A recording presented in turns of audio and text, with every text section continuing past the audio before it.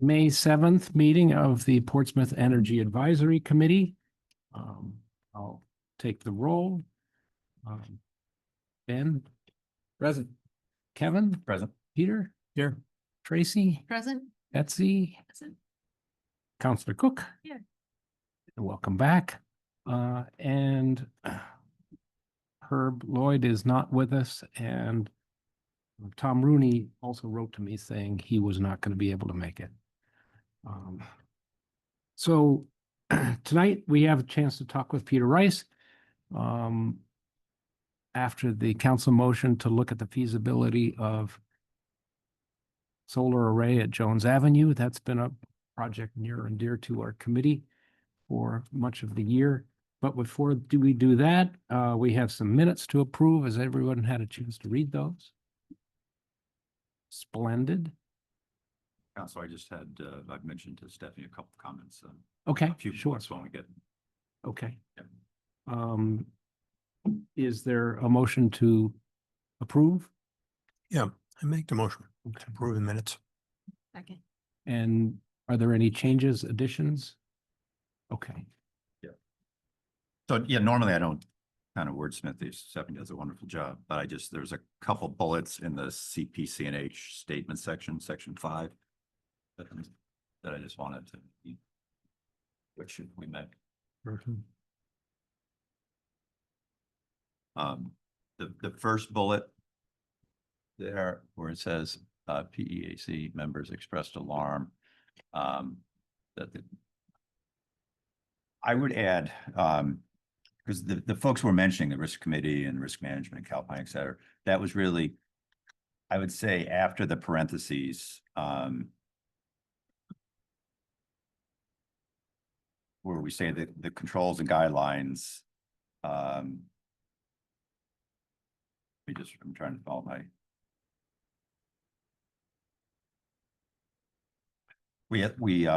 So excuse me, PEAC members expressed concern that the controls and guidelines the folks in parentheses resulted in the failed PPA. Purchase power agreement.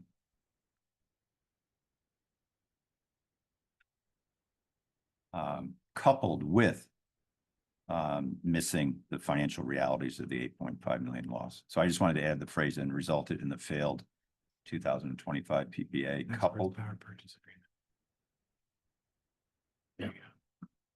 Yeah. That was As well as. coupled with or whatever as Okay. well. Missing the financial realities. So Did you want to also change the word alarm to concerns? Because I think alarm sounds pretty strong. yeah, so she changed it to concern, I think. Yeah. I mean, yeah, we were very concerned, but Yeah. Okay. Yeah. is it alarm? You're alarmed. Alarm's fine. I'm fine with alarm. What does, Okay. what's the If that's the consensus. No, concern's fine. concern? Okay. Yeah. And then in the third bullet, this one not entirely accurate. I think maybe we can start off with, we discussed the opportunity for a dedicated in-house CPCNH in-house finance director / CFO. In-house. In-house CPCNH, sorry, what? Yeah, finance director / CFO. Yeah. So you're saying we discussed that or? Yeah, we Yep. discussed. Yeah, we did. And then I would say currently oversight and reporting is with the CPCNH treasurer, who is a member of the board. So just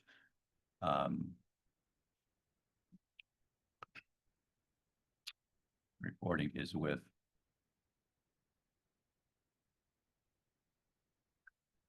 So we want to flip those. Lead Yeah. off with concern about needing a, With the CPCNH. Treasurer, who is a member of the board Mhm. and outside accounting firm. So you have that. Yep. And after accounting firm, I'll just get rid of the rest of that. Okay. I mean, they have detailed reporting, forecast to actual. So it's just a question of how they missed it. I don't know. Okay. So those are just two few tweaks maybe to make that a little more. Mhm. So those are now included and I will, assuming you approve these revised minutes, that's what will get posted. Okay, is there a vote to approve the minutes as amended? So moved. Second. All in favor? Aye. Thanks, Kevin, for, I mean, those ring true to the discussion as I remember. Okay. Welcome, Department of Public Works Director Peter Rice, who briefed the council the other night on Jones Avenue. He and I and the city managers had a nice walkabout, tromping the site.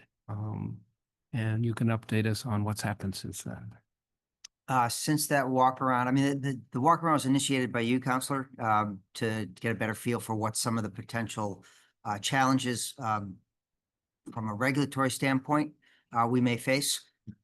Specifically, debris and materials projecting out to the slopes of the landfill, the condition of the fences, and general condition of the landfill itself. As a result of that walk around, a number of projects were identified to bring the fence line up to snuff. A lot of the work has been done. We're waiting on dry conditions to get the fencing installed. But a lot of the vegetation that had fallen and the vines and things like that had grown into the fence line have been pulled back and has been cleared off. So that's significant progress on that.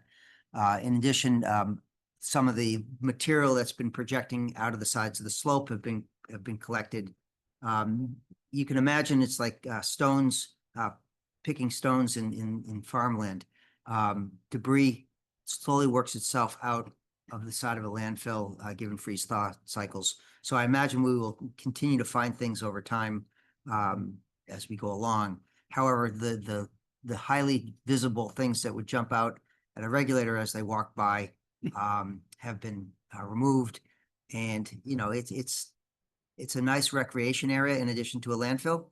So it's good to keep those things, the aesthetics in mind. In addition It's a to little that, bit there's of been in- Japanese knotweed Industrial control, history. Yep. it's a very aggressive invasive plant. And the control of that is taken a priority. So that's going to continue on. That method of control is using glyphosate, which is common name Roundup. I know it's not a preferred approach for controlling vegetation. However, our experience with Japanese knotweed is it is really the only way to control it. We've done examples where we've buried it and covered it with black plastic, and it just comes right back up through, and it is amazing how just it's a very hardy plant. But glyphosate, once you hit it once and then you repeat the next year, it really controls it well, and then it's a periodic maintenance. And it's very targeted. It's not broad-based like aerial type spraying. It's very targeted spraying, and you do it non-pollinator time periods. So it takes care, minimizes the disruption to pollinators. So that's in terms of the condition and the walk around synopsis. From that, we worked with Pynchon, who formerly known as Ransom Engineers, to have a feasibility study done, working with Revision, who they've worked with on a number of other projects on landfills, to take a quick look at what would potentially be challenges, and what is the potential for development of a solar array. They came up with a 1.7 megawatt AC array that potentially can be done. And the next recommended action is to secure a firm to do a more developed proposal, including the interconnect study. Thank you, Ben, for that nice memo relative to what it entails and the types of costs associated with that. So where we're at right now is, assuming the council authorizes or directs staff to move forward, we would do an RFP for selecting a consultant to determine the best way to proceed. It's not necessarily a slam dunk at this time, but it is very encouraging. So it's something that we would need to further explore and get some numbers to it. I'm not sure about all the funding mechanisms that historically have been, or most recently have been available. Some of those things may be drying up in the near term, but it takes a while to develop these programs anyway. And, you know, hopefully by the time something is ready to go, some of those funding sources may be back again. Great. Okay, questions from the committee? I have a few. So if the RFP is to get different proposals for solar, or is the RFP for identifying a firm that can provide the engineering and interconnect study? It would be a complete package. So it would be, we would anticipate having them do the engineering, having do the interconnect study. That's actually the, you know, working with the regulators or the utility to do the interconnect study.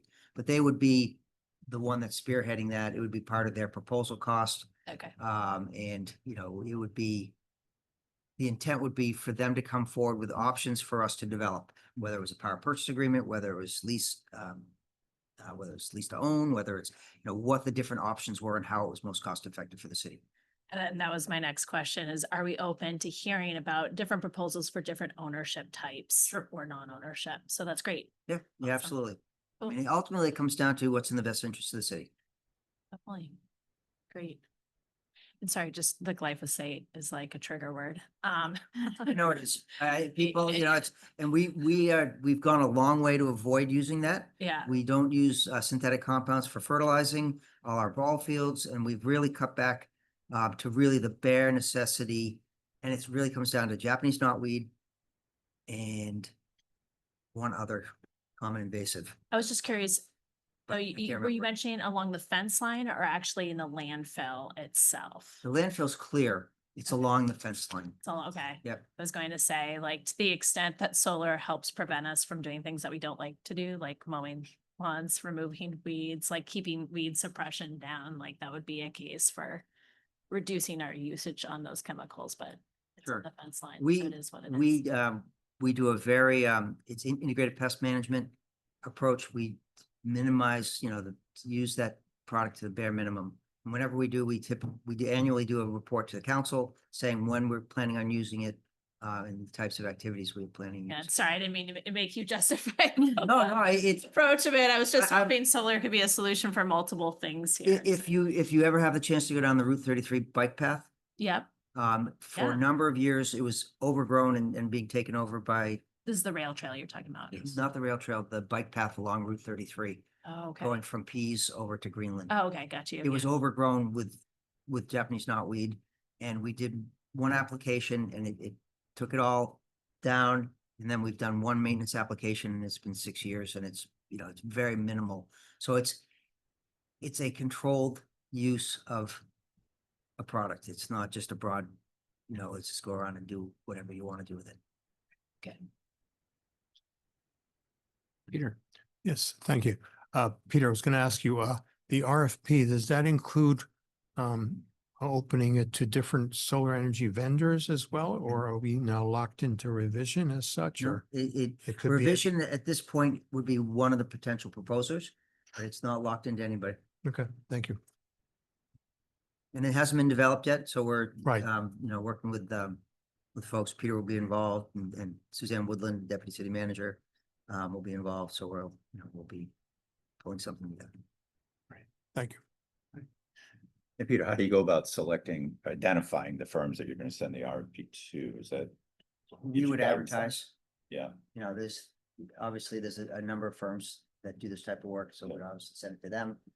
We get, you know, people knocking on our doors on a regular basis about what they do, and so, you know, it would be advertised, be on the city's website.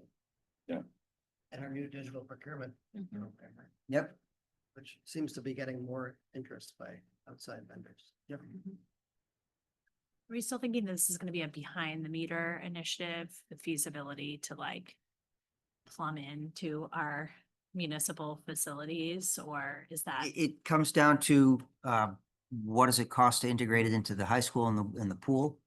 You know, I like the idea of, you know, potentially a private-public partnership and creating a mini grid, you know, microgrid with tide watches right there. You know, that's a great opportunity to potentially, you know, but obviously you'd want to have The maybe some. radio tower development, like, but are those condos going in there? They're rental. Yeah, but you're, rental. but getting there is challenging. Oh, You're just going- from, it seems close. It is very close. Yeah, It's going it's through an very close. estuary and it's, you know, Fair point. Yeah. it would be very Yeah. challenging. Yeah, but Tide Um, Watch is right there, Yeah, sure. but Tide Watch is right there. But, you know, it's, Elks- but that's, you know, that you add the level of complexity to a project and it quickly gets, Yeah, expensive. but you know, to me, it's like, that is the easiest use at that location. Right.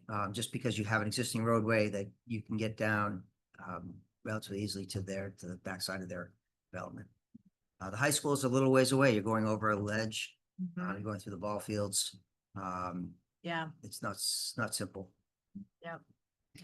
And they could virtually net meter it too, right? Doesn't have to be physically behind the meter. I don't know. Yeah, That's, Got a that's pitch the about a type of year thing ago that when would, someone that wanted to virtually net meter a local facility because we're the municipality.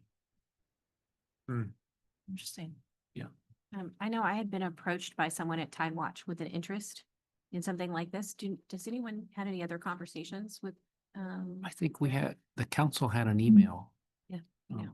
About what specifically? Because I've had Maybe- conversations, Yeah. yeah, I've had conversations with a number of people from Tide Watch, but in what one? About this very thing, like if we are considering a solar array at Jones Avenue, I think I was approached a year and a half ago. If we're considering this. Yeah. Then they would be interested potentially because they were trying to figure out a way to move to solar power. Yeah, well, I just know that there are a number of people there who wanted to put solar collectors in, and because of the association's rules, it's almost impossible to do that, but getting power from outside that area is probably a good idea.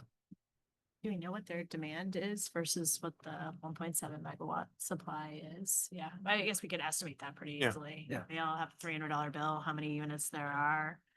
Yeah. Average cost per. Ben probably is already doing the math in his head right now. Go Ben. Little spreadsheet or something. Then we'll report back. It's envisioning an Excel. Can I ask a tangential question? We were looking at the city's energy bill last month that was sent around and I was just like struck by. which energy bill? I mean, we have 70. It was for all the buildings. It was like broken into library versus education versus DPW facilities. So we were looking at the energy bill for each department within the city and it wasn't mainly broken into facilities, but kind of. Yeah. Mhm. Like the schools were all lumped together and that was the shocker for me. I was like, oh my gosh, these schools and the rooftop space they have, the fact that our school kids keep asking for solar with their projects. And so I don't want to take away from this amazing opportunity to do this on a landfill, but now I'm like kind of on a personal vendetta to see what we can do in our schools. I'm sure something's been done before. I'm just wondering if there's any opportunity to leverage what we're doing here to think beyond the landfill. You know, we've got the NREL study, but also specifically think about the schools. Again, I don't want to detract from making any progress on the landfills Mhm. here, but do we know if the schools have been looked at for solar? Well, the high school, you know, has a solar array. Yeah. Yes, I do. Sorry, I do know that. I'm thinking the elementary schools in my head when I say this. Yeah, I mean, know the it middle comes schools down have to, BPs. you know, the age of the roofs and, you know, so you'd have to. You know, I know people put solar arrays on roofs that aren't necessarily modern and it's a personal decision. Mhm. But when you're putting. Like roof- me? Are you looking at me? So we can probably- Looking at me, you too. No, I'm looking at folks that I'm Neighbors. amazed that some folks put, you know, the panels on certain roofs, but no, it's a matter of the public buildings, and so you would need to, you know, structural reviews of the roofs, and I mean, Yeah. we're doing the DPW edition for some high bays, and it's gonna be ready for solar panels. We're not gonna Right. do it because we don't have the money, Right. but it'll be ready for it. Yeah. So I mean, we have looked at it before. And you know, it was a little while ago. So the economics may have changed. I know. I mean, there's some flat sections of roof on the middle school. That I believe were designed to be, you know, able to handle panels. Yeah, I mean, it'll be interesting. Maybe what we, like my mental note to myself is like, maybe we go through this RFP process and see how easy, how difficult this is, because to look at the schools would be like another one of these processes, and that requires time and capacity. So maybe if we can like take notes on how this RFP process goes and how intensive it is for staff to be able to manage and monitor that, we can keep that in mind. Sure. You bringing this up makes me think of, the energy audit that I have a draft, of, and I'm not ready to provide copies of it to everybody because I haven't sat down and vetted it, with finance or the city manager yet. But they did identify solar arrays on City Hall, DPW, Hmm. fire stations, and their inertial cut is none of them are cost effective. So, Really? yeah, and this was done by, you know, EEI, and, you know, they do this type of Yeah, yeah. professionally all the time. So I was a little taken back at first when I was looking at it. I'm like, okay, what's the payback? This is gonna be great. It's like, oh, it's gonna be okay if we roll a lot of these, you know, if we're gonna do a project at City Hall. Great time to take advantage of heating and ventilation, but a standalone, it's not gonna be a payback. Yes, it's the right thing to do anyway, but if we were thinking about energy savings and paybacks as a result of that, it's the capital cost associated with these projects is so significant. The payback is not within 10 years. Wow, I'm shocked because that's really not the case with like, most other projects out there now. Well, if but you're looking at interface with existing roofs, older buildings, yeah, you can quickly yeah. if you understand the connect costs structure, associated with, Right. Yeah, you know, for sure. yeah. Yeah. I mean, standalone arrays out in a yard, you know, a yard or field or something like that, or in somebody's house that they don't care about their roof. Yeah. But Will we be able to see those results from the energy audit? once I've gotten it through city manager and finance, yes. Great, cool. Thank you. Great, that'd be great. Going back to the solar, well, I would add, we've looked at a number of towns, Lebanon, Bow, I think, and they bundle a bunch of rooftop solar into one project with a vendor. Sure. And then it can be one bond issue, one project overall. You know, Dover has a new high school and they have a megawatt on the roof of theirs, but that's what you get with a brand new high school. Mhm. I think our roofs are more challenging than that. But we can continue that discussion with the audit when that's done. Peter. Thank you. Peter, I was just gonna follow up on Betsy's comment about the energy audit bill broken down by the cost. And I'd responded to that at some point to say, showing us the cost is not adequate. We need to know the actual kilowatt hours. Yep. Because, you know, the rates change, all kinds of issues around Sure. other costs change for the bills. So if you're looking at, and I've been doing this for the South Church for a while, for a couple of years now, when we had volatile rates going up and down. And if you just looked at the bills, oh my gosh, you know, people, but then you got to look at the actual usage. Has our usage gone down? Has our usage gone up? Even if the bill itself goes up, doesn't mean our energy usage went up. So there's certain parts of that bill you have no control over. Mhm. And the only thing we're trying to do here, I think, or mainly trying to do here is control our usage. So unless we have those bills, those dollars next to our kilowatt hours, we can't really tell, are we making progress or not, Sure. just by looking at the dollar bill. Yeah, I don't Right. disagree. Yeah. I mean, I So I think anytime we put out something like that, we should put them side by I'm side. not quite sure where this came from. I don't know. I saw So, that too. And This you know, was it's a not how we request. organize those Yeah. numbers in the past. So I agree.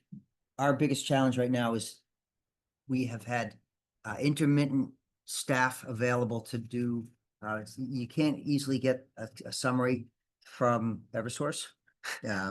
You know, It takes a lot of legwork. I've been doing that for South Shore for 2 years. I know. You have to do the data entry. Yep, So yep. because we were down staff for so long, because we had changed, I we get it. had staff that weren't necessarily competent. Mhm. We don't have reliable numbers, but we have a good staff member now that's charged with keeping track of these things. What I understand is City Hall has seen an increase in energy use, and not significant, but there has been an uptick, and in part that is probably due to the fact that we've, changed some of our computing uses. We've added some additional space Yeah. on the Cybolt section of the building. So, and we had, so we're not sure whether some of this anomaly, that we had some blockage in the chiller down in the basement. So when you have increased resistance in a hydraulic system, it takes more energy to push the fluid through it. So, it may have been, that was inefficiency. So we're looking forward to this year to see if there's a reduction. Yes, because we replaced that and cleaned out the boils. Right. To improve the efficiency. So Yeah. we are very much aware that it's really not the dollars per se. Right. it's Even though more for the kilowatts. taxpayers, that's the dollars. It's the dollars that are important. But ultimately it's important because it does show if there's inefficiency in equipment. Yes. If a piece Yeah. of equipment's running well, over time it's degrading. So you'll those see types of that. things are good indicators. And I bring this also up because I think in the general climate in in the state of in Washington as well, other places, the side of the equation between energy supply and energy demand, it seems like we're going to get less help in helping with renewable energy supply from the federal government or from the state government. So the area where we can do most on our own is energy efficiency, and that we can do locally without needing outside support. And maybe for, the current political environment, that's the place to put our priority right now, because that's stuff we can do ourselves. Yeah. But if we don't know what those numbers are and whether they're going up or down, it's hard to do that. Sure. And incidentally, just as a follow-up on the solar collector panels, my understanding is right now that, and I have panels on my roof for now for 10 years.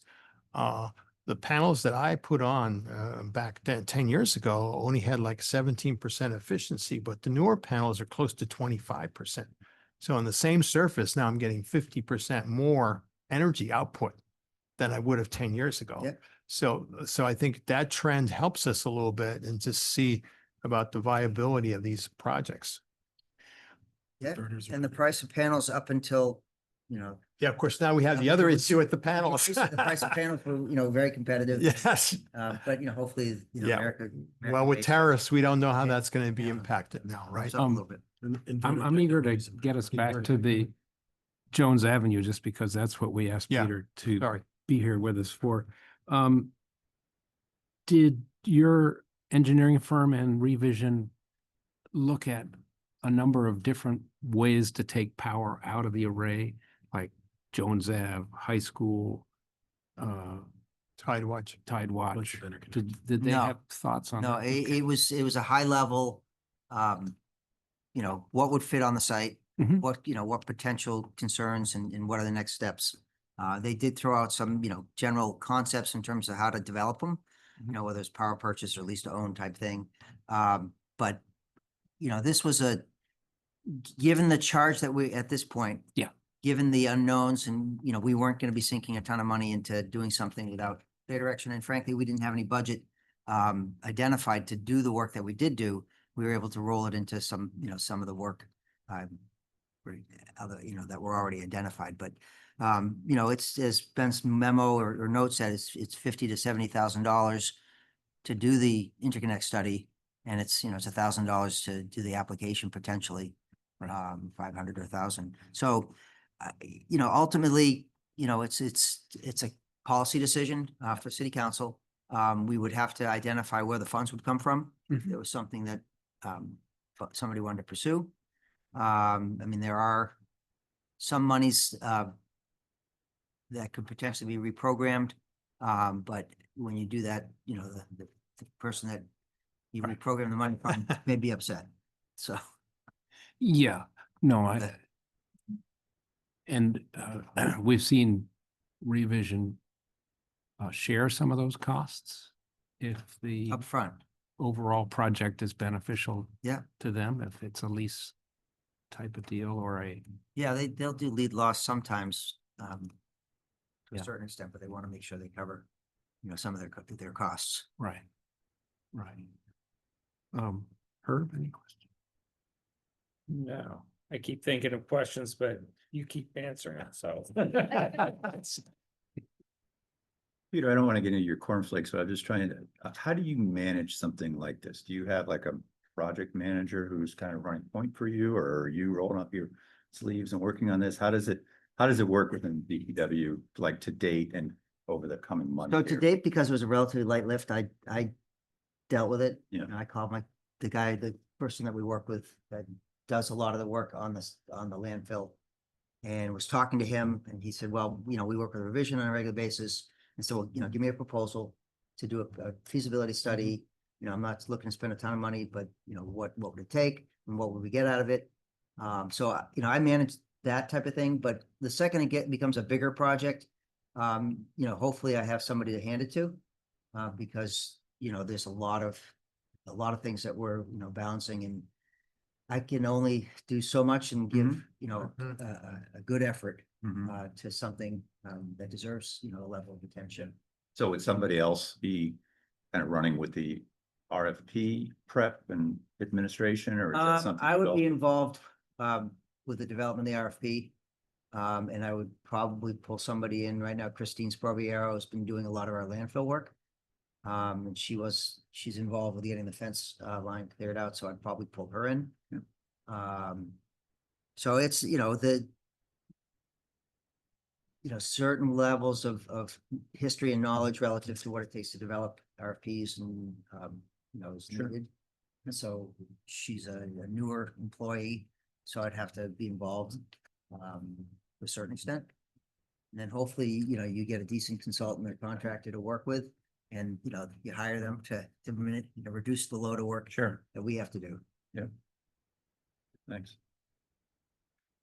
Other questions? Peter, to the extent that the feasibility study and or the draft RFP is something you'd like some consultation on, I think we'd be interested in. Okay.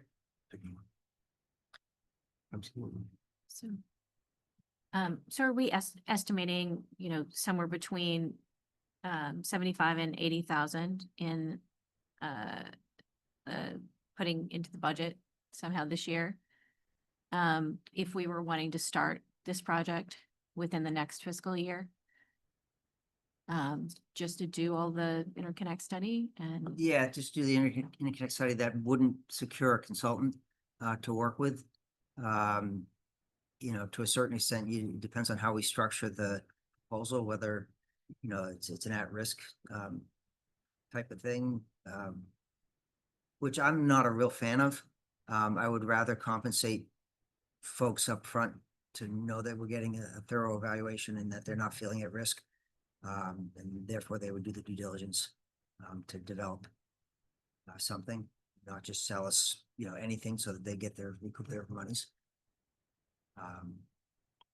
So what do you think we should estimate to put in for this coming year? Knowing that we don't know how we would be structuring this agreement, so you're not gonna be putting in a dummy figure for development for the following year. Correct. 'Cause I would be surprised. I wouldn't anticipate being ready to have something shovel ready for FY 27. So I'm very cognizant of the budget challenges we have right now, so I'm gonna say I would respectfully ask the council to request the city manager determine if there are other funds that could be reprogrammed or something that could be. I wouldn't want to add monies to the council's budget at this time. We haven't gotten to that point, and being very cognizant of the difficulty that we face to get to where we're at. I'm not looking at adding Right, no. Want to and- be below radar. Yeah. Yeah, and I'm asking this so I know what the trade-off needs to be for the capital budget. That's why I'm asking, like, how much money do I need defined as a trade-off if we're giving something else up? And that's just kind of the way I'm thinking about it at the moment. You know, I would suspect, you know, if we're looking at 70, I would say probably like 125. And that would give you, you know, maybe $40,000 to work with a consultant and to really do a thorough development of a project. And so, Would it be smarter for this committee to ask the city manager for a report back from you on what a number would be? sure. And then we don't have to kind of Yeah, shoot and from the and hip here. it would be, what would be necessary, what I would need to do is I would need to be able to say, you know, for this amount of money, it's gonna take you to this point. It's not gonna be shovel ready, it's not gonna be final design. It's going to be, you know, a thorough evaluation of the options and, you know, coming up with, you know, what we'll need to do for the final design to determine, you know, an array. Oh, sorry.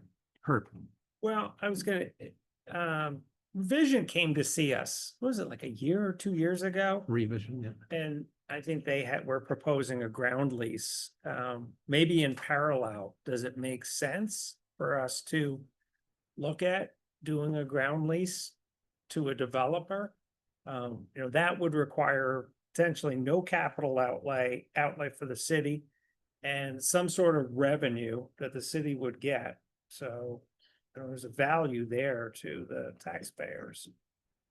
Sure, and that, and Revision did the feasibility for the consultant that we work with, and ground lease was one of the options that they proposed. However, even with a ground lease, especially if we did that, we would want an independent firm similar to what Exeter did, to have their backs covered. So there's some upfront monies that are gonna be needed, no matter what. Yeah. So what I would anticipate is, you know, providing you all with a number just to say, okay, this is what it would take to bring it to the point. Mhm. And, you know, what we get for that. Right. Peter, would you get the consultant to compare the RFP results, or would they also help you in the RFP creation? I mean, I would recommend, if you're able to have them help you with the RFP creation, because there's so many different types of models for how you could do solar, the ground lease, and you, in the RFP, you'll be asking for different options. The setup of the RFP, so you get comparable results. It might make that process more efficient when it comes to evaluation. That's a good suggestion. I had thought that the RFP he was talking about was for the consultant to draw up options. Are you talking about an RFP to look at project proposals? So I could be mistaken, but I thought you were gonna have a consultant support you in determining. I thought there was an RFP that would be going out to potential developers for solar on the site, and that a consultant would be providing support and analyzing those results and helping the city make a recommendation. And if that is the case, then maybe having that consultant provide a certain number of hours up front to design the RFP so you can get comparable, more easy to compare results, that would be better. Because I know in the past, when I've put out an RFP, I've gotten like quite a range of responses back, and I find it hard to put things side by side. I mean, a good consultant, not me, would be able Sure. to do that, but I think Yeah, maybe and- it'll save you some time if it's built in. So what I was envisioning was that we would be looking for a for requests for proposals from a firm to take us soup to nuts. And we would be clear in terms of the evaluation criteria, so we were having apples to apples. And if we did go down the road where it was, you know, the recommended approach was a ground lease option, which I you know, I'm not real keen on, but you know, there are values to it because you take a lot of it off your books. And you know, it's ultimately the council's decision. But I was not envisioning to hire a consultant provide the initial RFP work. We do a lot of that. We've done it before. We did some initial work when we, have to dust off what we did for the high school in the Madbury. But you're right, you need to be able to have apples and apples comparison because there are some unscrupulous vendors out there Oh, definitely. that, you need to be able to sift through that. So we would be looking for reliable, there'd be false statements, and references and things like that, that, you can go through and really drill down and make sure you're getting qualified firms, there's track records and they're known commodities. I mean, Revision is done a lot of work. And they're pretty known. I would imagine they would, probably fall out on the top of the heap, with some other, what's the other one? Yeah. Sun, So Peter, when you're saying Run. consultant, it's that firm that you're talking about, the one that's gonna run yeah, from soup to nuts, as you say. Yeah. That's what you're using the phrase consultant. yeah, it's a consultant, it's a firm, it's Yeah, a okay. supplier, it's, it's gonna be almost like a design build, Yeah. approach. But it'll have stages along the way where depending upon what direction we go, we may augment with a third party to review. Yeah. We may, it really depends on, how we proceed. Mhm. But the idea is, we're not even to the point where we're gonna do an RFP yet because it is not a staff initiative. This is a council initiative and this is something we're being asked to pursue. So that's obviously, when it's a policy decision, you have to come up with the money, you have to have the vote and That's right. I explain it to. Well, no, you it's, know. it's very good to make that distinction that yes, this has been a council initiative and so step by step, we have to keep looking ahead. It seems to me that whatever process we develop, the mission is to come up with what we can do with the site that has the most benefit for the city. And for example, Exeter found that the long-term 20-year scenario, the best option was for the town to bond and build it and own it themselves. There's an intermediate model we're seeing where Revision is the developer, but they offer the municipality a chance to buy it after Yeah. 6 years, Yep. which is intriguing. That's how the Madbury and high school was structured. Right. And then there's the option of the developer, builds it. Maybe we get a lease payment, they sell the power and they give the city a split of the power purchase agreement in the form of working through Eversource, a discount on the city's utility bill. So, which is the best way to get the maximum benefit for the city with these 7 acres?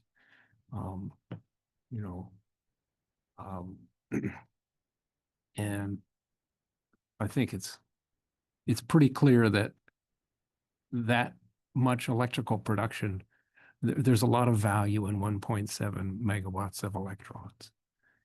So, and I think as policymakers, it's always easier to lean into something that can pay its way. We just have to figure out how that works. And that's the tricky part, asking to vote on an expenditure is we're not even close to a pro forma that we could say, here's how the money that the city would invest, the 125,000 or whatever it would be in a process might result.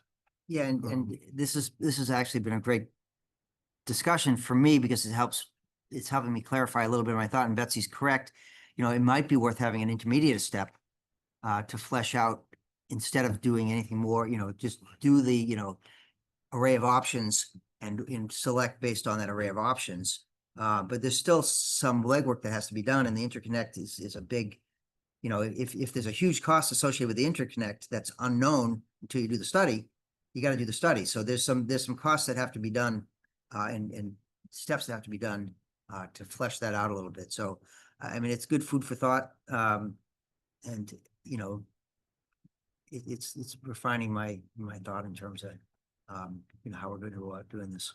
So, And if I could, I'll be the voice of Counselor Denton, who always says, let's just do a good RFP, and the RFP asks, what are all the ways that, all the options that we could do with the site?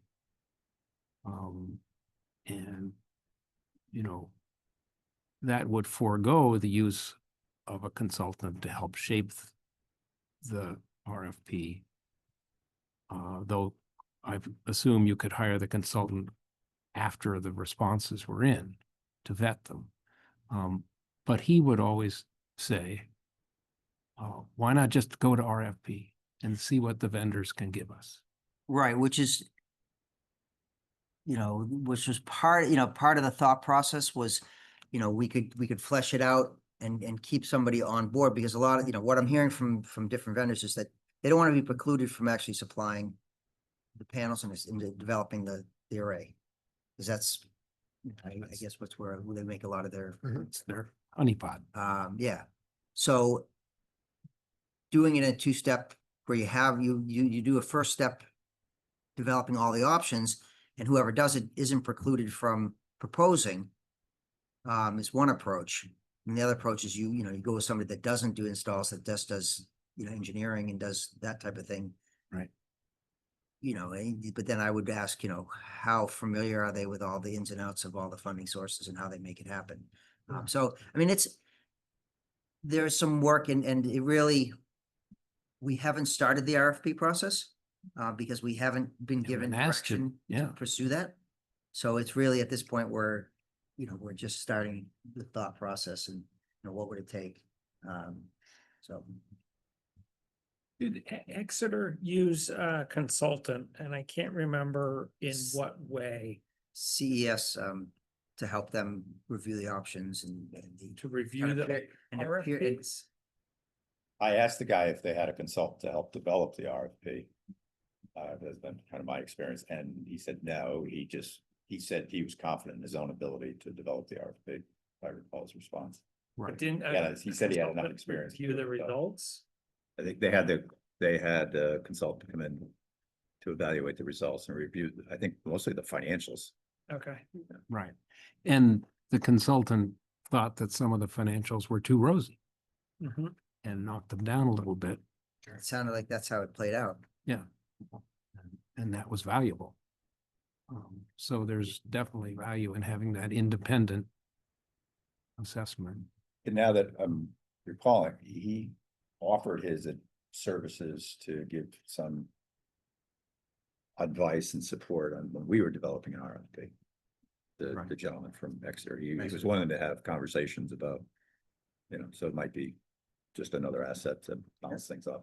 And Yeah, I if we think- don't have the resources to bring in a consultant to help shape an RFP that puts enough information out there that you're not gonna get like kind of bogus rosy responses, then I think like leveraging one of the other municipalities who've gone through this process and maybe learned what was good about their RFP or not so great about their RFP, specifically the landfill ones, might be a good alternative. Sure.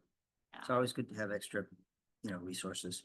I'm pretty comfortable with our staff's ability to do financial evaluations and review these. I was Fine, involved few things. closely. I was involved very closely with the Madbury and high school project. Nice. So, So, you know, yeah, there you was some, you know, there was a lot of back and forth with the developer. Yeah. So, Great. but.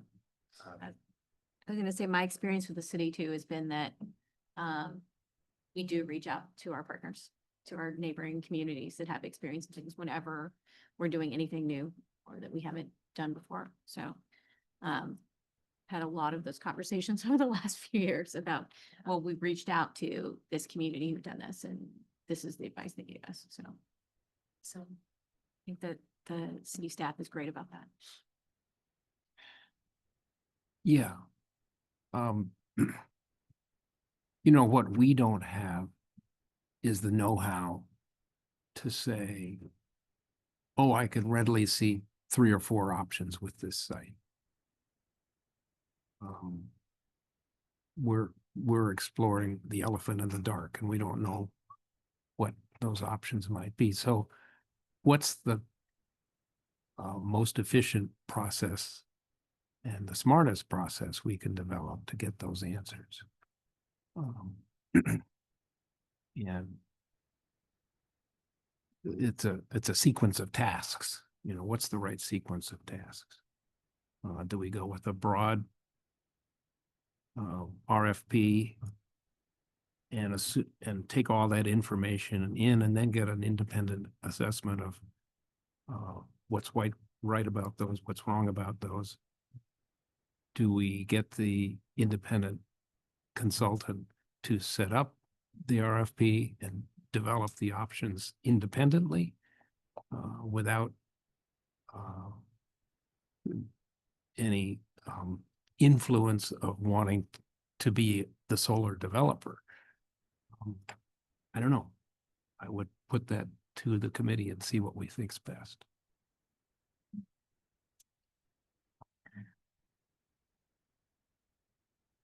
I'm not sure, that a lease option or, the long-term ground lease is appropriate on a landfill. I'd need to better understand what the potential liabilities associated with that are. Mhm. Say the regulators come across and say you have to do X, Y, and Z to the landfill.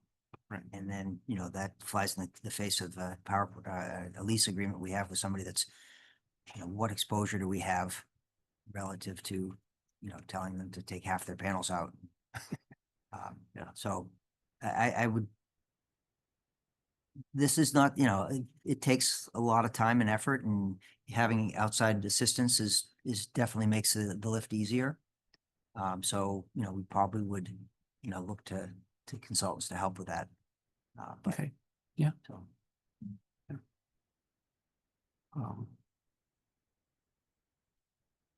Okay, if the committee feels that they want to do the research and make recommendations, that's fine as well.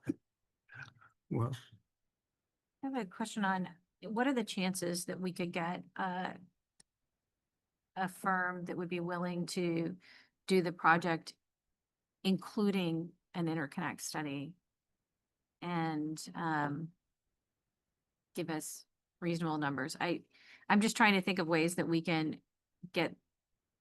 wrap it in as one package and potentially have the interconnect study paid for through whatever vehicle we decide to use, rather than the city paying, upfront $75,000-$80,000 for that study.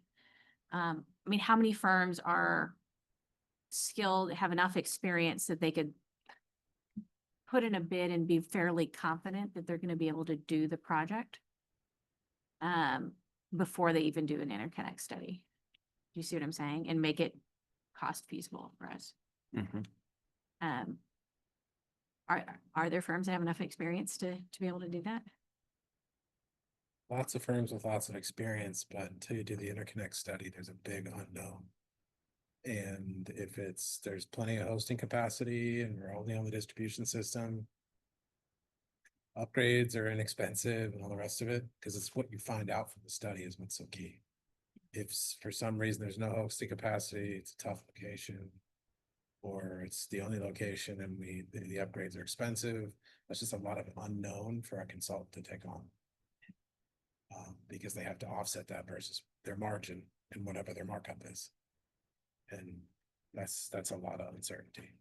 So a little bit of money up front to find out the unknown unknowns. And then we can move forward with what are the options that kind of incorporate as much cost as we possibly can. To me, that seems like a more plausible path, but that's just my perspective. Can I ask any dumb questions about the interconnect study? Sure. How ephemeral is that study?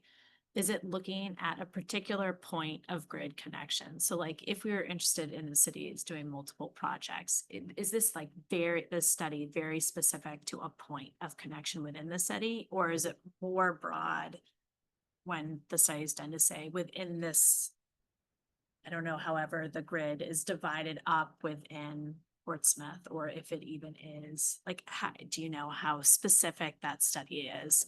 Because if we're saying we're doing it for one, maybe we'll have project versus we're doing this so we can understand the city's ability to be able to add more of its own power generation to this area. It probably, I would guess it would be an easier sell. Do you know? All the interconnection studies and power flow studies in general are extremely specific. Now, whether you approach them and say, I have 3 scenarios that are at different points of interconnection, or I like this point of interconnection, I'm looking at 3 different size of array, or whatever it is, you have to run it through, you know, thermal voltage, the whole traps, to see if there's anything that overloads, to make sure it's safe. Because they're trying to make sure nothing catches on fire. So this is specific to telephone. Everything is extremely specific, but can you package multiple ideas into one request? That's a more expensive study, because you're in essence doing several studies, but it's all possible. But you do have to be very specific. That's why you need kind of the idea of how many megawatts is this? How many phases is it? Where exactly are you going to be on, you know, single phase, triple phase? Which substation are you going to? Like, Yeah, a it's lot of it's detail on circuit that. specific, right? I mean, it's it's very specific. that's that one. There's a substation across the street Station, that's probably. piece of circuit, and then, you know, it's that, once you get beyond that, it's not as big a deal, but it's that immediate circuit that it's interested in. Right, and there's also whoever's ahead of you in the queue. Do they eat up all the headroom? Do they pay for an upgrade that creates a bunch of headroom that you can free ride on? There's a bunch of contingencies, and I've looked in the queue and there's 1 or 2 projects ahead of us. We're not even in yet. So there's uncertainty. Mhm. So, but yes, you have to be extremely specific when you run these things. Such a nuanced layer response. Thanks, Ben. So what if you, I guess I'll piggyback on this because I don't understand it fully. If it is outside the grid, so say we were to sell the rights to Tidewatch, right? So we're running a direct line to Tidewatch. And then, you know, maybe it's too much power for Tidewatch, so that downgrades how much we're actually connecting. Is that feasible? Is that going to change the calculation there on interconnect? Because we're technically not directly going into the grid, right? When you say outside the grid, Behind the meter. but Behind the going meter. to Tidewatch. So there's actually physically behind the meter where you literally are interconnecting behind the actual residential meter. Yeah. But there's also virtual net metering where you could be on the other side of wherever. And as long as it's the same entity, you know, I think municipalities have more latitude to avail themselves of that opportunity. Where physically you could be somewhere different, but financially it's the same.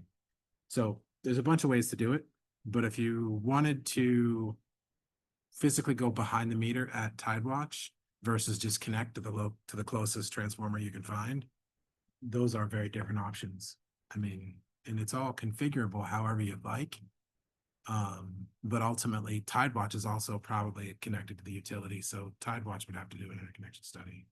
So anytime you do any kind of change like that, you have to go to the host utility and say, am I going to cause a safety issue by interconnecting here? And that's really what they're testing, make sure nothing's overloaded. Thank you. Yeah, of course. So dumb questions. No such thing. Who pays for getting from the solar output, solar array to wherever the power is delivered? Let's say that's a 1/4 mile or who pays for that? Typically speaking, the sponsor of the project pays for the project and the lead line and any upgrades that are identified in the interconnect study. Transformers. It could be anything. Another breaker position, hopefully not a transformer. Those are expensive and take a while.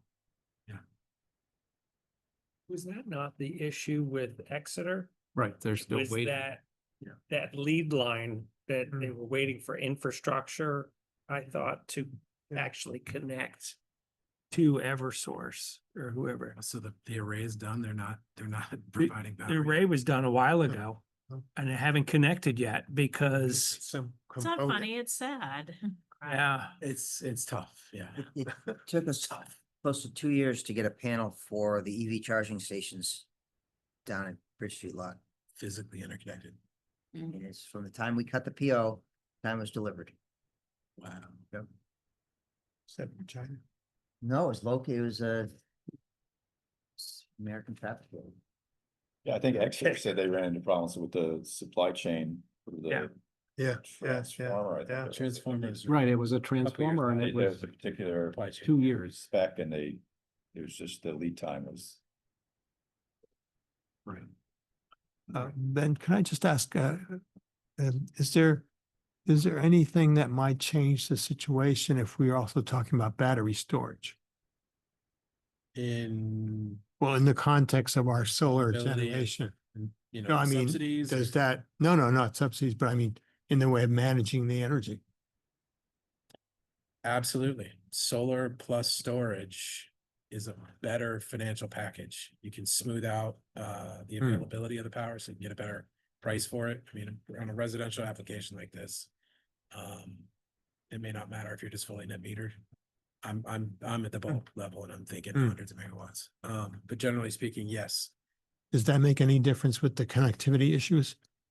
it can. I mean, what you typically are studying are a set of assumptions. Mhm. And if the set of assumptions identify overloads, Mhm. you can say, well, we're gonna manage the asset Yeah. in such a way to avoid that condition Avoid that that, triggers yeah, the overload. yeah. But then you actually have to operate it that way. Yeah, I get it. So, yeah, if you wanted to, keep everything confined into a nice, doable output level or pattern, Mhm. that's a possibility. Absolutely. I mean, it's higher upfront capital cost. Mhm. But, Yep. whether you're deferring additional infrastructure, whether you're increasing the value of the product that you're delivering because you can time shift it or improve the quality of it. It's definitely something to look at. Ben, could you explain the virtual net metering, how that works? Sure. The original concept of net metering was such that, hey, if you put some panels on your house, you could offset your own usage. That's pretty straightforward. Mhm. But then people started oversizing relative to their own usage and creating net excess generation. And when you create more than you consume, what do you do with that excess generation? From a practical sense, you want to be connected to the utility so that it can be used. You're not just dumping it, spilling it, you can be trailing it or whatever. And so that concept evolved where, okay, well, there's all this extra surplus. Well, maybe I have 2 meters, my house and my barn or my whatever. So I'm going to share my surplus generation with myself and my other account that I'm affiliated with. And originally those were connected right next to each other. But then the policymakers thought, well, that's a cool idea. Financially, it's a wash, right? What's the difference? So now they introduce this notion of virtual net metering or community net metering, where let's say everybody at the end of your street on the cul-de-sac wants to chip in for a windmill or a solar array or whatever. Now you're sharing it amongst unaffiliated people that are just, geographically proximate to one another. Take that concept and apply it to a municipality. You may not physically have your motor pool and your physical plant and whatever next to the administrative building where most of the, accounting happens or whatnot. But if it's all the same account, and it doesn't necessarily physically need to be in the exact same place, you're virtually net metering, even though you're not, falling in the traditional original concept of offsetting your own usage. And I don't know exactly what the status is in New Hampshire at the moment, but my recollections when revision came in a year or so ago, they wanted to say, hey, look, municipalities can go up to 5 megawatts of virtual net metering. And so we can put a facility on your property. We'll do the PPA and we'll take care of all the virtual net metering credits and we'll finance it and all the rest of the stuff. And that will allow, it doesn't have to be connected to the, city hall or the school or wherever, and we'll virtual net meter whatever that facility is. And because you're a municipality, you can go up to 5 megawatts and do that. And it's easy peasy. And we're going to give you an attractive, full retail rate. Where in New Hampshire, a little bit more conservative than some of the other states where instead of getting the full retail rate, they'll give you, retail rate less maybe your pipes and wires. So still have to contribute to whatever local infrastructure is. Where in Massachusetts, it's the full retail rate at the residential or municipal level For supply. for supply. Right. And T&D, they'll net meter all those things. It's amazing. So we would put power into the grid. And the benefit would come back to us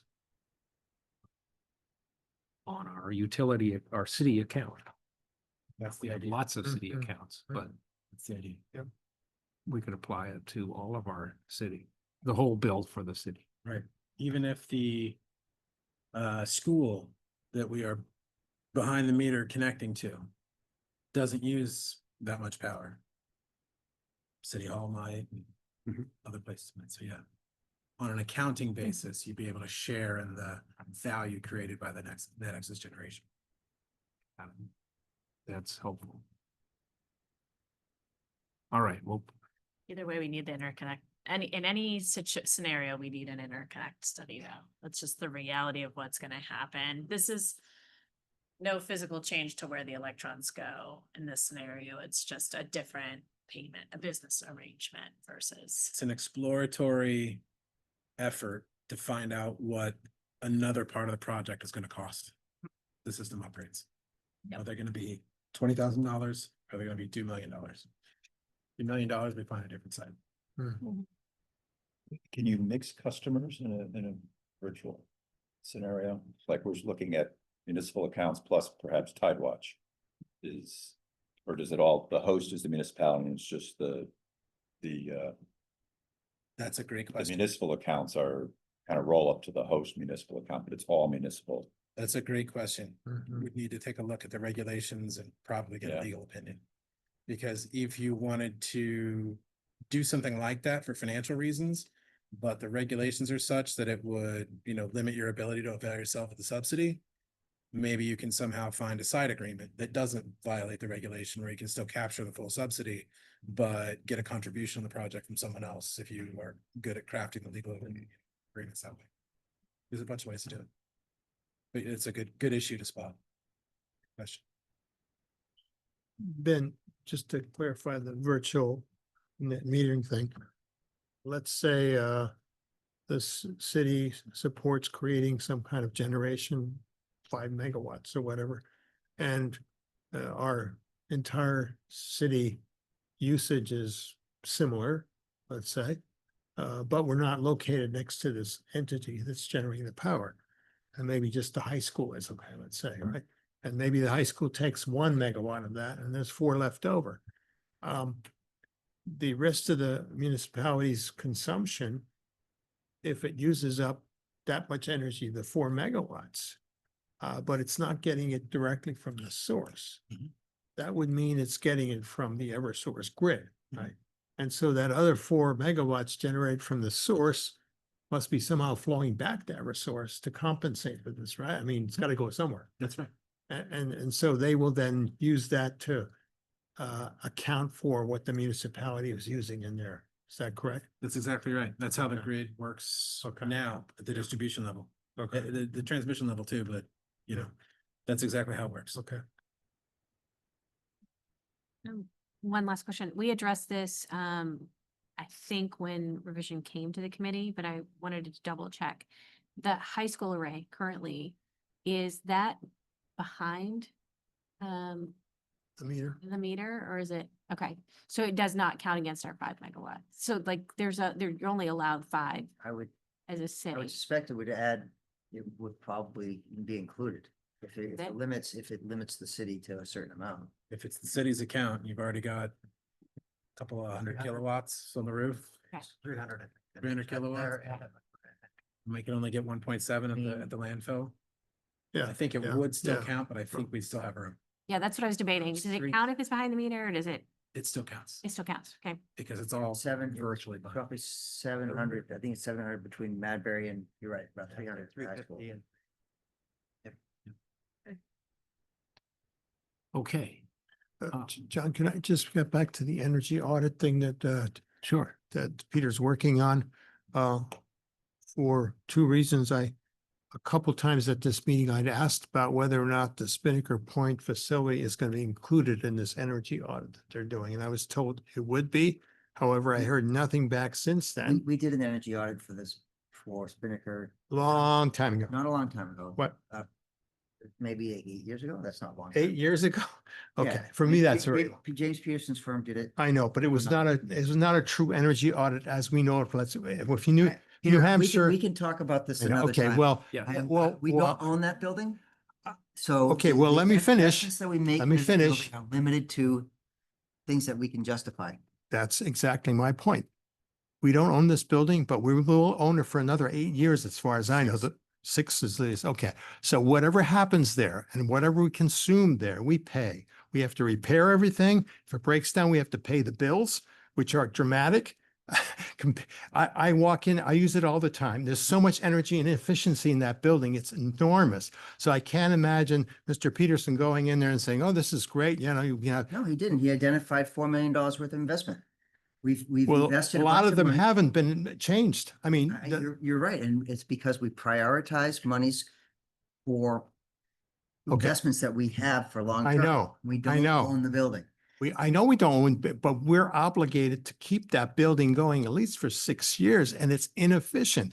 I'm And gonna I, call time on Spinnaker. well, I've Point. talked to New Hampshire Saves and others about this, and they Don't will own the do, building. they can't- will do the energy efficiency audit, whether you own the building or not, and they'll give you payback as far as what they can do from New Hampshire Saves. Sure. We So haven't made use of The that. owners of the building would have to enter into agreement with No, them. they wouldn't. No, So we- not according to Eversource, they don't. So we have a lease agreement for another 6 years. Yep. We are managing the property as we see fit. And, unless. And wasting a unless lot of the- energy, I gotta say. We're paying for that energy. And I'm going, Fees- I fees bring are this paid up for the- because energy efficiency should be the #1 goal of all of our projects right now. And especially now where we can't expect too much help from the outside world. So I'm just saying, this is a pretty inefficient building. So energy efficiency, when it even doesn't pay back within the life of the investment? No, no. Okay, so. Very simple thing on the windows, for example, heat reflecting Okay. films that go on. I mean, it's all there available that's from gonna be- NREL, for example. So it is an opportunity that I think is going wasted. And we understand your point of view. Okay. Counselor, can I just circle back to the RFP? So the process is, you're waiting on a green light or some direction from the council? Yeah, at this That's the point, next step. we have not been directed, Okay, there hasn't been a council vote to say, directing the city manager to have staff okay, take action. all right, and that may happen, and then as far as the scope then of the RFP, I don't know if you have the direction that you need in terms of what the next step's gonna be, because we were kind of going around different options as far as the RFP. What so- would happen in terms of RFP would start with other communities and would. Yeah. You do some research and say, okay, what's a good example of one Yeah. similar situation? Did they review other, how many options they look at? Did they look at Okay. the various means of delivery? Okay, So that's would be our exercise during the RFP process. If the committee had specific recommendations that I'd like to make sure that we covered, we could get input from you all. But typically, it depends on the project, but once a project is directed to staff to be done, it becomes a staff project. Sure. And not a committee project. absolutely. It's really, it's dependent upon the direction we receive at this time, in some, near term. Okay. But we anticipate that we're gonna get that, so we're, Yeah. already been doing some legwork and trying to figure out. Yep. But it seemed like there were different flavors of moving forward in terms of, Yes. is it just an RFP for options? Is it an RFP from soup to I- nuts? So Yeah, is that something you guys would kind of decide? I once think you we get the look green at light? it and, I can envision a RFP with off-ramp, so we develop a scope of work for, we select somebody. They have the ability to do the whole thing. We execute the first task, which really fleshes out the options. And Yep. it gives us the ability to say, all right, we get to the end of that task or scope of work. We then revisit and say, okay, do we need to go out for selection of, open up again to a larger Yep, okay. delivery of, and so that the consultant, there could be some upfront costs to a certain, and then the next stage would be, all right, the developed options, and they can take on a power purchase agreement, or they can do, something else, and they would say, okay, there's no more expense to the city once we enter into this agreement.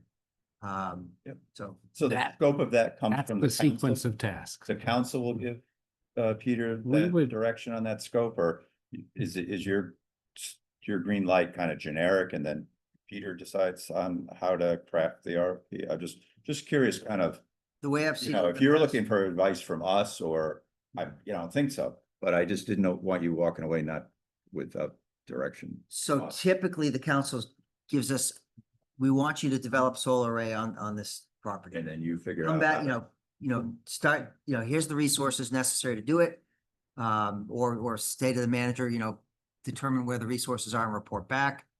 Okay. And then that we then, put together, and typically we report back to council to say, here's where we're at. If we're looking for, if there's a desire, if there's a council policy decision relative to like leasing the property. If we're saying, okay, we're gonna lease this property, then then council has to be involved in that. If it is not leasing the property and we have a different structure of the agreement, the council doesn't necessarily have to have approval for.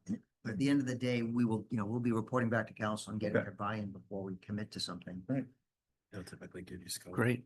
Timeline. That's the sequence of tasks. Is the first task is develop the options. And as you say, there's off ramps. But then the second phase would be contracting with. Yeah, One and of the and the virtual net metering option is, to me, that's a big option to look at. That's subsidy on there. Right. Do you see timing though, as far as the council getting back to Peter and then Peter getting RFP out? I mean, what are we looking at? This is over the next 30 days, next 90 days, what, Months. 80. Months? Months. Okay. Yeah. I was just trying We, to, we have a lot, Calibrate we have a my lot on thinking our here. plate. We're in budget season, Yeah, no, I we've just- got, the next month is chewed up heavily with Yeah. budget stuff. Right, but so this is something to play out over the right, year. but Counselor Cook and I are sensitive to, the train's gonna leave the station for FY 26. So if there's anything we need to have included in that, speak now or forever, or wait a year. That decision happens around June the 13th, is that June right? 9th. Or is it the 9th? The 9th before.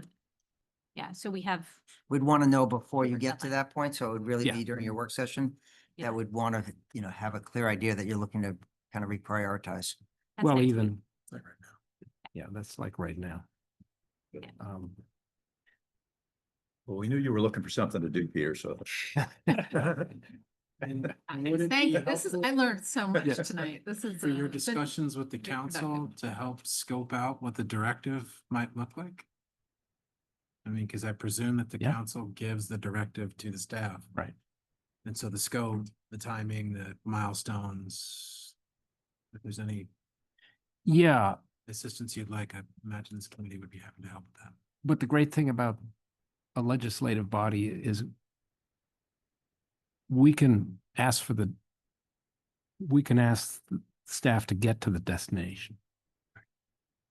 And they can figure out the smartest way to do it. So I don't want us to be too proscriptive. Great. In fact, our budget sheets in the capital budget kind of give you a little kind of summary of what the project is, and then there's just a budget attached to it. And then the staff figures out how that happens. And usually the staff helps generate that. That's why I'm asking these questions, because I can't determine how much this is gonna cost. So we usually need staff direction for how much money they need. Yeah. Right. Right.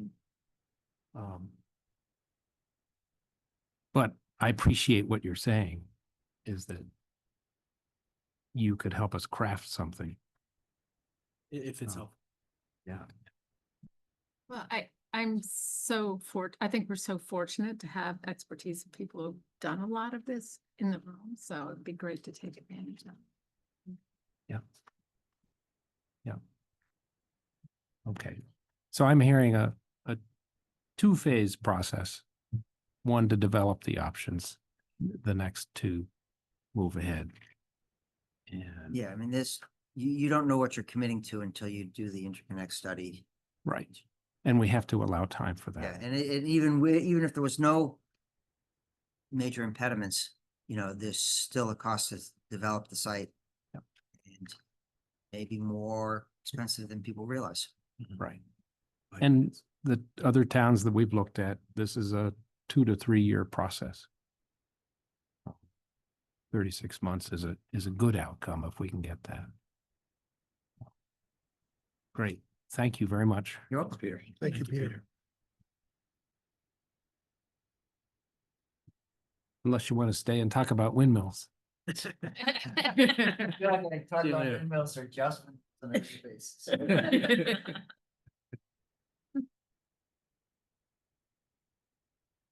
Okay.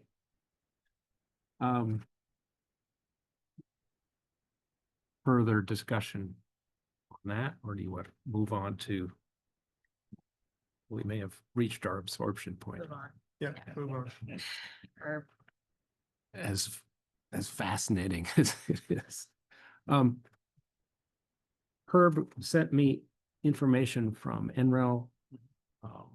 My only note before starting is they have a finished work product, but they don't want to make it public yet.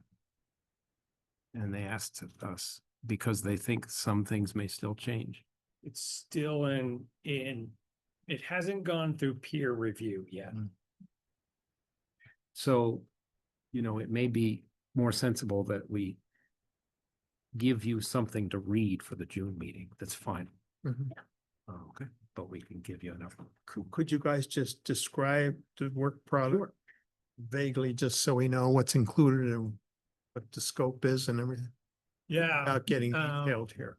If I have my notes from last month, because it hasn't changed since then.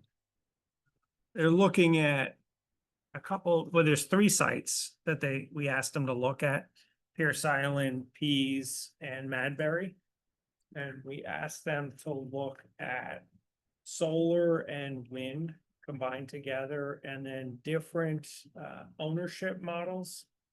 Whether we own it or it's a PPA or how, and other, any kind of funding options that they could find if there's a federal infrastructure funds available or Mhm. something along that line. So they know the exact locations.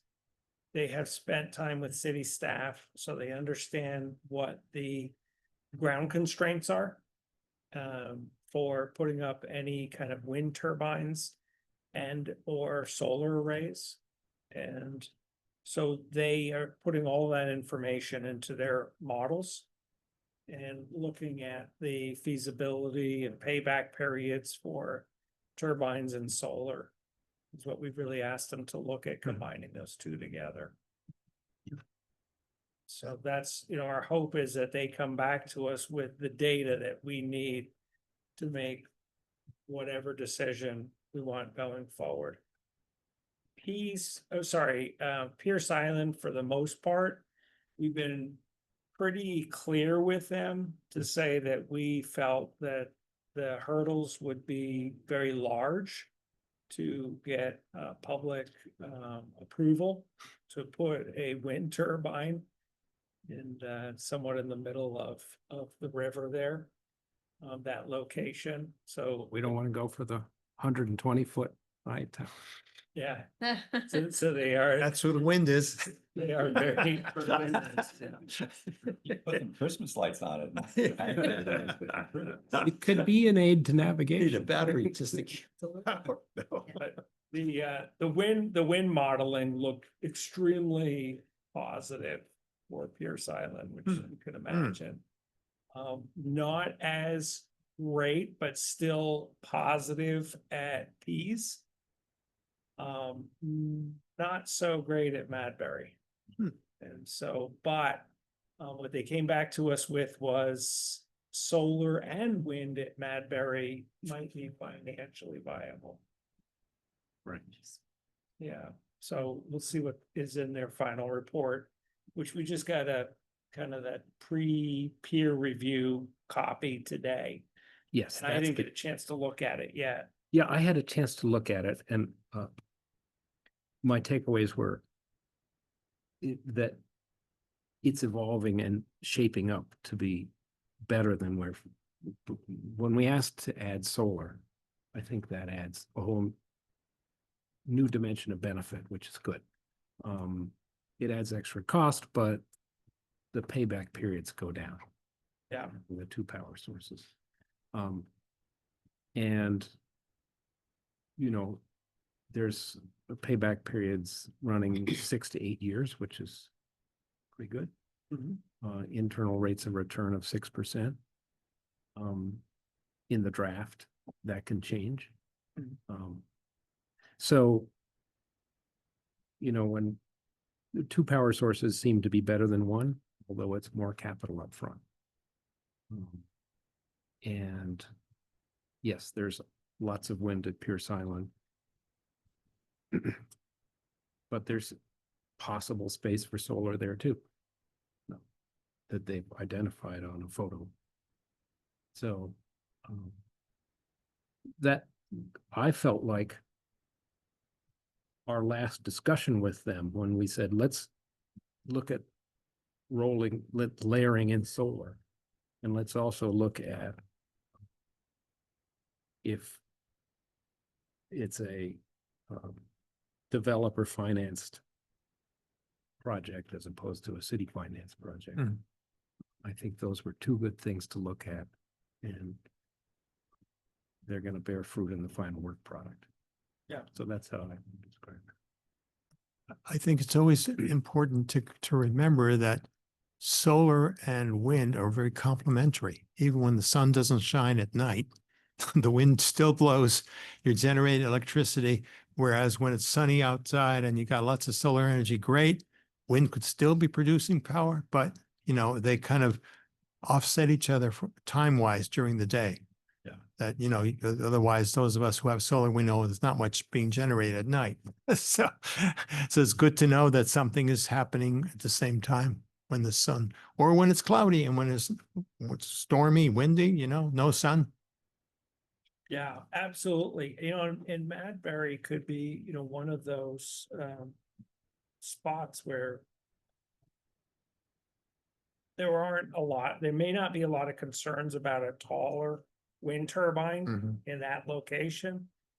P's a little more difficult because you just we would have to file an application with the FAA. And NREL laid out for us what we would actually need to do to get them to do a review and provide an initial assessment, like pre-project. They will provide an assessment, but NREL told us that they worked with, I think they were involved in a wind turbine that was placed in Burlington, Vermont on airport property. So they said they are familiar with, you know, these turbines being placed very close to flight lines. I think city staff said Madbury, the current solar array covers, and I could be wrong, something like 37 or 41% of Sounds about right. on a sunny day covers of the energy consumption out there. Wow. So to add additional solar array out there, even if we just went that route, you know, that could be pretty positive. Yeah. With this amazing work that's happened, thanks to you, Herb. Yeah. Would that alleviate any of the work that Peter's gonna do on the landfill now? Like, let's pretend NREL is open to doing a follow-on study. It's not gonna solve for the interconnect, but would it alleviate any of this work that Peter's doing to evaluate the landfill project? Essentially saying, thanks for doing these 3 sites. Now could you do another one for us? Yeah, they've offered. And they even reached out, I think it was a month ago, to say, hey, we've got capacity. Is there anything else we can help you with? Yeah. I mean, it seems like it could only. Right? Yeah, so Musk has been there. We should keep this under our hat now, okay? I mean, But, you know, to caveat that, the folks that we're working with are consultants. they're contractors. And I keep checking with them Mhm. and ask, are you still there? 'Cause Yeah, I'm a yeah. federal employee. Well, today I am. And so things are changing very fast. Now, they report up to federal employees, Department of Energy, Mhm. NREL. I think that's where the bottleneck. They haven't told me specifically yet, but I'm reading the emails that I get. I'm reading between the line is they're waiting for their work product to be peer reviewed. And I Mhm. think it's by NREL government employees. Yeah. Many of us are disappearing. Yeah. That we're Mhm. taking the deferred resignation. Yeah. And so it's getting harder and harder to, get work reviewed. By its contractors. So they're still taking applications. We can submit another application for them to do additional work for us. If we want them to do some sort of analysis for Jones Ave.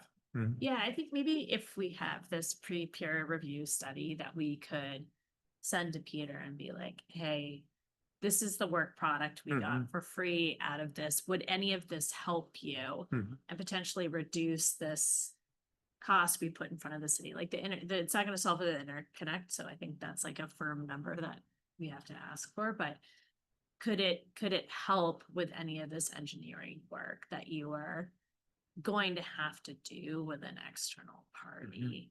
If yes, like time is of the essence here. Let's try to get this on the books. So, did you send the peer review to all the pre-peer review study to all of us yet? No, Just- it's only the internal working group has it. So it's Peter, John, Kate, Ronnie, Eric, and myself. And I'm sure that Eric, You're right, Eric. and I'm sure Eric has since passed it to Peter Rice. So I don't know if it's worth flagging Peter, like, At least the conversation around the ownership structures, you said that it includes a discussion of various business models. Yeah.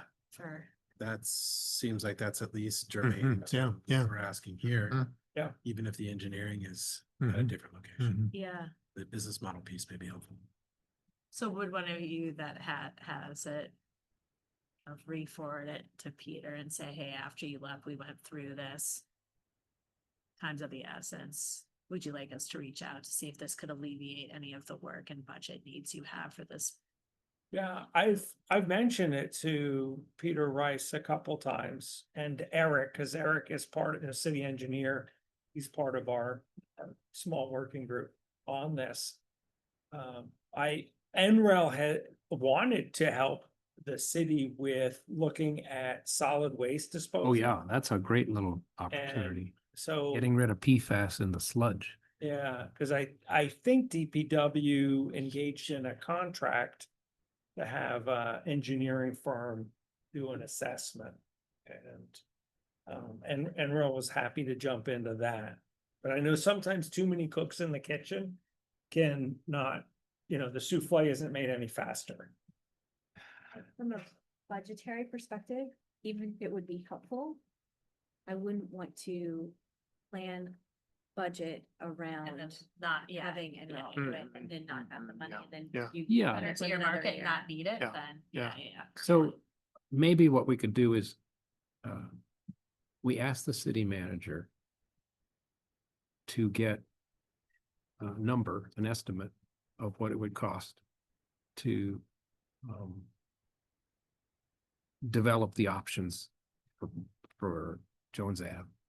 And we ask that also include looking at using NREL's E2C expert match program. Yeah. And so that'll direct staff to do that. Awesome. And Wait, Yes. in a similar vein, can we ask them to look into whether our partnership with CPC&H avails us of any services or Yeah. information as well? Yep. Because if they're developing a 5 megawatt array, let's get the financials on that. Yeah, right. Herb. well, and back to, I think that topic earlier, asking, are there other locations in the city that we should be looking at? And so, you know, you could ask NREL to look at DPW, for example. So the roofs are being designed to handle solar. So why not have NREL work up a little study so that if in the future the timing was right and there were finances, you know, the finances looked good, that we could take it off the shelf and dust it off and say, you know, hey, NREL did this for us 2 years ago. Mhm. At least, you know, for some other project, you know, and then we're developing a pipeline, I guess is the point I'm making. I would really love to explore it for the elementary schools and It's been a good point. but with this, the NREL study, I know we were very cognizant. at the Oh, 8 beginning years of is the enough. Lift on the city staff. Again, I don't want to detract from them focusing on the yeah. landfill piece. So yeah, to what extent do they need to be engaged? What have you found is the extent Yeah. they need to be engaged and involved in, Yeah. in the work? It's definitely oh, I'm sorry, Herb. Well, no, please. I think you were going to say the same thing. I was gonna say, it's a resource. You know, Peter may have a relationship with a consulting firm that he feels is nimbler and quicker. And we'd have to respect that. There's one real advantage to looking at we could do at DPW. And that is that one of the main limiting factors to us moving to electrical fleet of any kind is not having charging capacity at that site. So how much solar could we install that would provide charging capacity for an electric fleet? You know, and what kind of battery storage would we need? Because we'd probably be charging vehicles overnight, although some we do use overnight, you know, if we were moving to kind of Yeah. electrical fleet. And that's a great example of NREL could generate that study, and just like they've done or are doing with us on the wind and the solar, actually recommending specific equipment that they have tested and certified. And so, you know, they would give us essentially this analysis that includes, you know, all the equipment and a lot of the details based on the parameters that we gave. And maybe we don't get to the project for 2 or 3 years, but at least we had this initial work done. And we have some numbers we understand from a budgetary perspective about how much would that project cost, because that'd be part of their deliverable. I think that would be very beneficial. That's the thing that I've been pushing really hard on electrifying vehicles, but one of our big challenges is, and we just don't have the lines, the capacity at some of our sites, to put in the kind of charging we would Level need. 2, yeah. Yeah. When did we start with NREL? It's been it's gonna be about a year. It was not supposed to be this long. It's just taken them a lot longer than they had told us it would. But, you know, it's free, so. It's free and the quality is very good. I mean, Yeah. slide deck I read this afternoon is great. That's amazing. What the time they must have put into that. Yeah, it's supposed to be under, I think, what is it, under 80 hours? Is. Hard to believe. Yeah, And you look at some of those graphics and the data and the background. Yeah. It's incredible. So that's the latest and so soon we'll send it out to everybody. yeah, when we get Just the wait for it to vetted be copy, the peer peer reviewed Mhm. copy, and then we can distribute it and it can be part of the public record. One last thing. Could get buried somewhere. Yeah, I would recommend. Delete it. If there is a desire to have DPW, do another assessment, maybe that's exactly, Counselor Cook, what you were talking about, that, you know, the council direct that back to city staff. Sure. And, I opened up the initial one, but it's pretty straightforward and easy. Yeah. To do that. I'm happy to help DPW or city staff get the next one in the queue. Yeah, and you've been you've really been the project sponsor with us. It's Yeah. been great. Mhm. We've seen it through. It's huge. It's great work. Okay, thanks. So more to come on that. I just updated you all that Tom Rooney was elected to the CPCNH board. And we'll get more of a report from him. Anything else on that? Then, Well, congratulations to Tom, but Yep. just briefly scan materials from the annual meeting. And the acting general manager, Henry Herndon's report from April 21st has a discussion of the finances of the organization. And I have some questions about that, and I'm Okay. hoping that Tom can help us better understand. Specifically on page 10 of Henry's report, there's discussion of the cash position. Specifically, it says, quote, as of Monday, 4/21, CPCNH has about $4.6 million in overdue power supply invoices. As shown in the graph, the debt will increase through the summer to ensure cash availability to make rec purchases for 2024 RPS compliance and to satisfy voluntary product obligations. Under the scenario, CPCNH anticipates catching up on late payments in Q4 2025. Summer 2026, CPCNH anticipates drawing on reserve funds to cover RPS and voluntary product renewables purchases before regaining a longer-term healthy financial position and achieving minimum reserve targets in Q4 27 or Q1 28.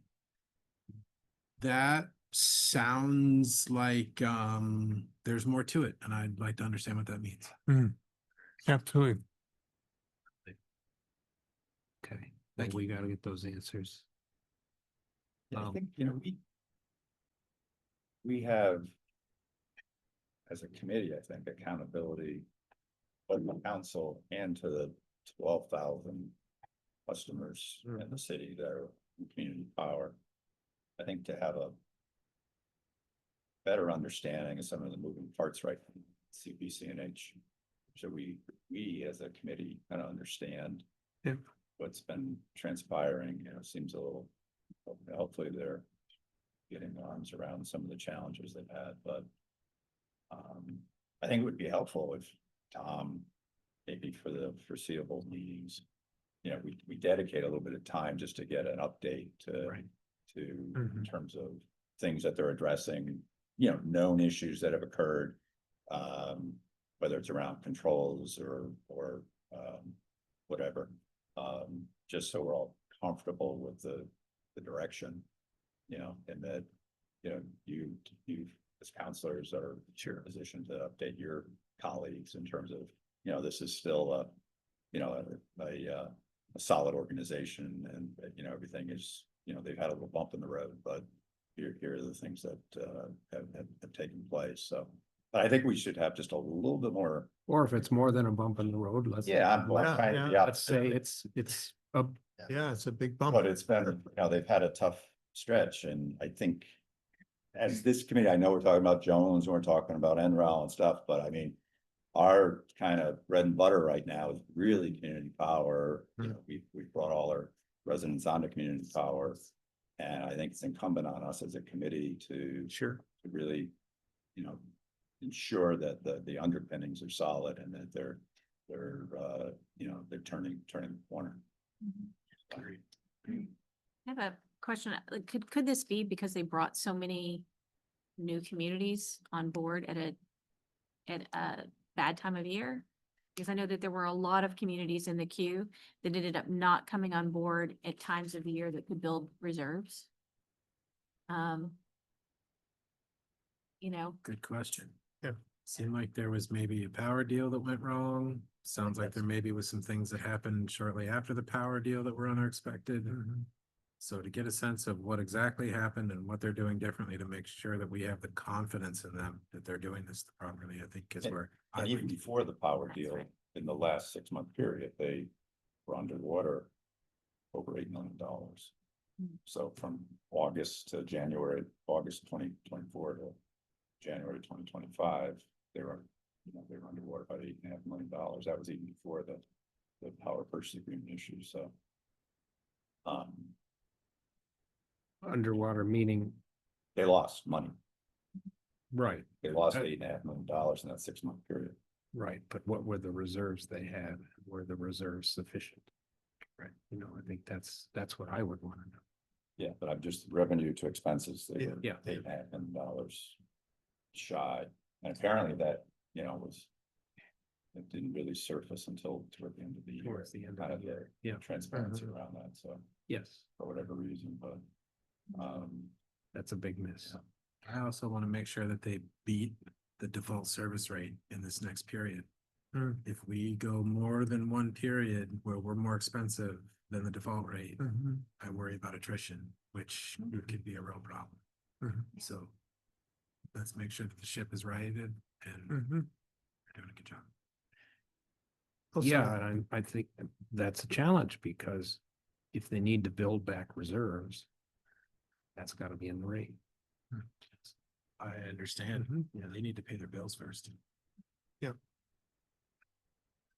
Well, I think, Ben, you were mentioning your concerns last time in the last minutes it's there, that we also wanted to know, I mean, there was a description of what happened, but there was not adequate description of what we're gonna do to avoid it in the future. And I think that's more important actually than what happened, because what happened is in the past, but we gotta deal with the current present. And so what mechanisms are being put in place so something like that cannot happen again? And the comment that maybe don't deal with a company that's going bankrupt, I'm sure that's not the final word. Because obviously most people wouldn't. So I think we still are owed that explanation. Right.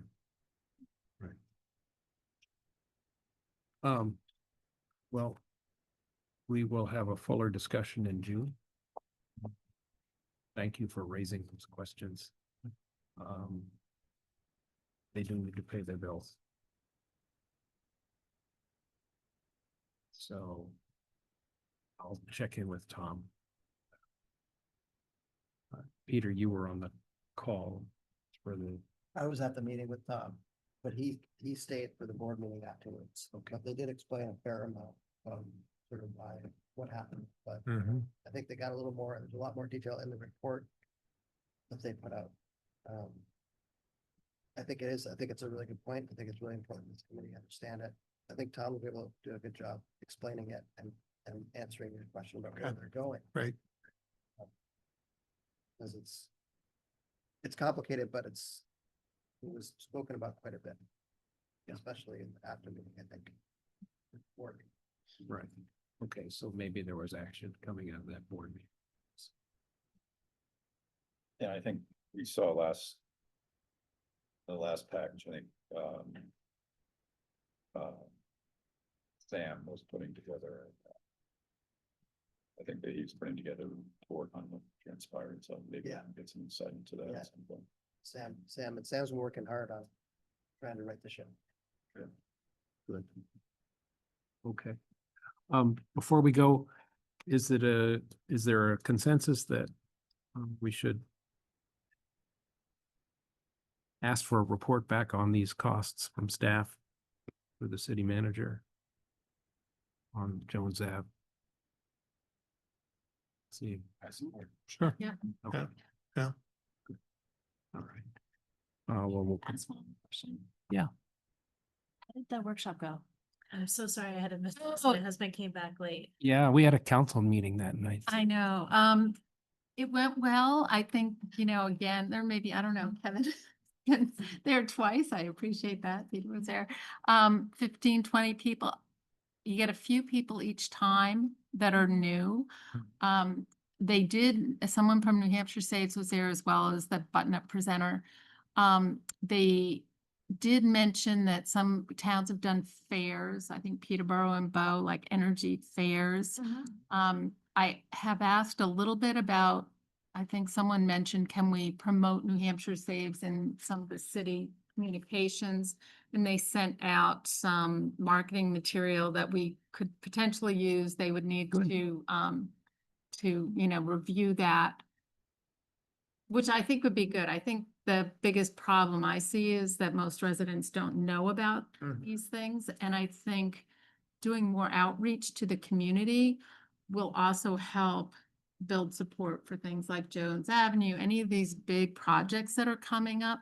I think if we can educate the community on not only the financial savings, the carbon savings, energy security, you know, there are a lot of positive things that we could educate the community on. Mhm.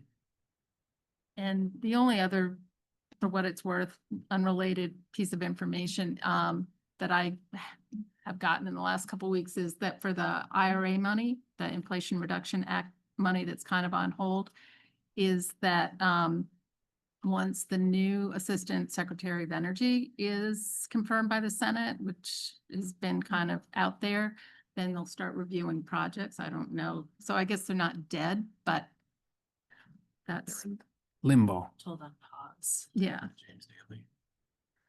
Kyle Hausvetus something. That's useful to know. The workshop. Thanks for Oh, coming. it's- So sorry. I- I don't do anything. Kevin. And Kevin Tracy had sends someone there from Oh. Eversource this time, which was Mhm. helpful. It was Yeah. good, He yeah. was, Yeah. That's good. he kind of worked with the presenter well, answering questions. Yeah, and the nice thing about that program is it's not funded by federal money, it's funded by our utility bills, so the money is there. Yeah, I was gonna add that, that very common. Most people don't know that they're already paying for that in their electric bill. Yeah, So New Hampshire's, and Eversource doesn't hand out their own money. It hands out the money they collected from customers with all the other utilities. So you can get some of that back and you can make some savings in your own home with that money, which was yours to begin with. so thanks for the question. Yes, I forgot to put that on the agenda, but thank you for doing that. Thanks. Congratulations on another good. It's sharp. Thanks, everybody. Thank Right, you. thank you. John, is that June 7th is our next meeting? Is that correct? I think it's the 4th or the 11th.